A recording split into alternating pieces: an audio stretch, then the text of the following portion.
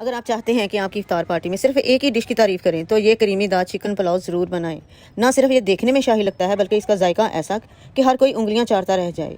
जब भी घर में मेहमान आए या इफ्तार का खास इख्तिमाम हो, ये स्पेशल पुलाव आपकी शान बढ़ा देगा। सादा चावल भूल जाएं, आप बनाएं क्रीमी खुशबूदार और रिच फ्लेवर वाला चिकन पुलाव। तो देर किस बात की, आज ही ट्राई करें, सबको हैरान कर दें। बिस्मिल्लाहिर्रहमानिर्रहीम। अस्सलाम वालेकुम। यहाँ पर है मेरे पास कुछ साबुत मसाले, 5 से 6 लौंग, 1 बड़ी इलायची, 2 दालचीनी के टुकड़े और अब मैं इसमें 1 बड़े साइज का बारीक स्लाइस में कटा हुआ प्याज शामिल कर दूंगी।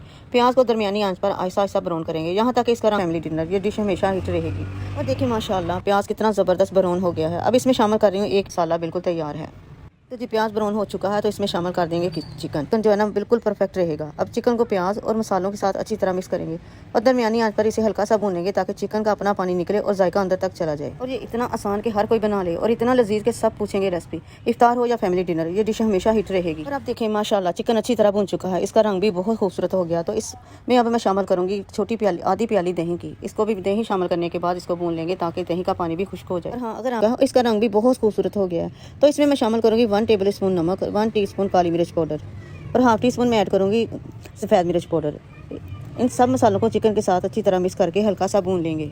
और इस रेसिपी में ना तो बहुत ज़्यादा मसाले ऐड किए गए हैं। और ये देखें इस पुलाव में ना तो हमने सुरख मिर्च इस्तेमाल की है और ना ही टमाटर। शामिल करने वाली हूँ 5 से 6 चम्मच टेट्रा पैक क्रीम। आप कोई भी ले सकते हैं। ये क्रीम हमारे पुलाव को देगी बहुत ही क्रीमी टेक्सचर और लाजवाब जायका। अब इसे हल्का सा मिक्स कर लें और बस 2 चम्मच फ्रेश लेमन जूस। अच्छा, लेमन जूस डालने से ना सिर्फ जायका बढ़ता है बल्कि ये मसाले को भी बैलेंस कर देता है। भाई नाज को देखते रहिए। आप सबका बेहद शुक्रिया। तो जी माशाल्लाह हमारी सारी चीज़ें अच्छी तरह भून चुकी हैं और खुशबू भी कमाल की आ रही है। कर रही हूँ जो मैंने पहले ही 15 से 20 मिनट पहले भिगो कर रखे थे।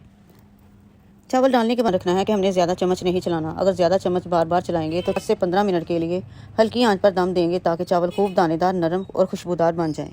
और यकीन करें दम लगने के बाद ये पुलाव जायके में लाजवाब ही होने वाला है। जी 15 मिनट बाद हमने दम हटा दिया है, अभी सर्व कर दें। तो अब हमने आराम से डिश आउट कर लेते हैं और अपने इस क्रीमी दाल स्पेशल चिकन पुलाव को सर्व करने के लिए तैयारी करते हैं क्योंकि इफ्तारी का वक्त हो चुका है।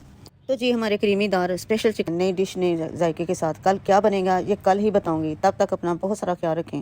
अल्लाह हाफिज़।